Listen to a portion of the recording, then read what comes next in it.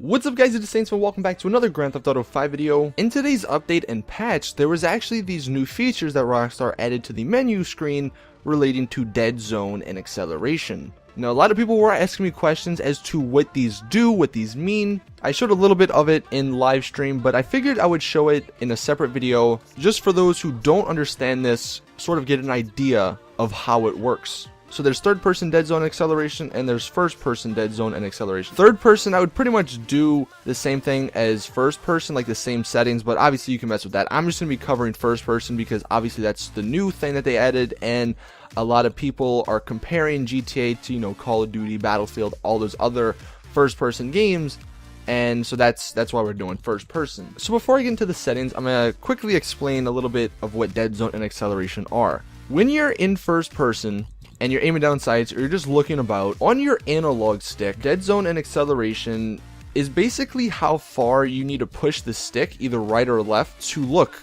in the game right or left. You might commonly hear the phrase input lag, and that's because there's a dead zone in the controller where, you know, you have to go like you have to move the stick halfway to the edge in order for your guy to turn right or left or up or down. And until now, the dead zone and the acceleration were really bad, at least compared to other first-person shooters. So basically, what happens when you decrease the dead zone, that equals less movement required for the game to register it. So the smallest movement on your joystick will actually move your guy, which in my opinion is a lot better. And when you increase acceleration, there is less inertia. So if I use that logic and implement it into the game where we decrease the dead zone and we increase the acceleration, this is what actually will give you somewhat of a Battlefield or a Call of Duty feel. It definitely is a lot better than the default settings that the game has. And honestly, if you are a fan of Call of Duty or Battlefield, or if you like the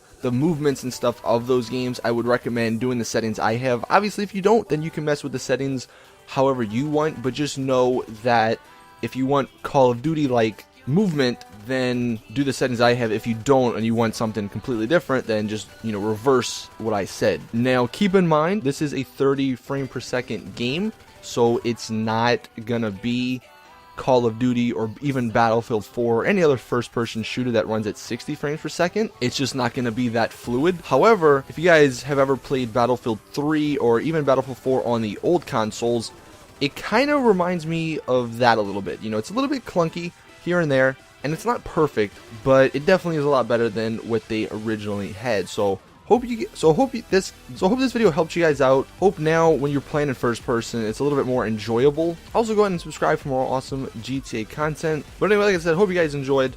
And as always, it's your boy Saintsfan. I'm out. Peace.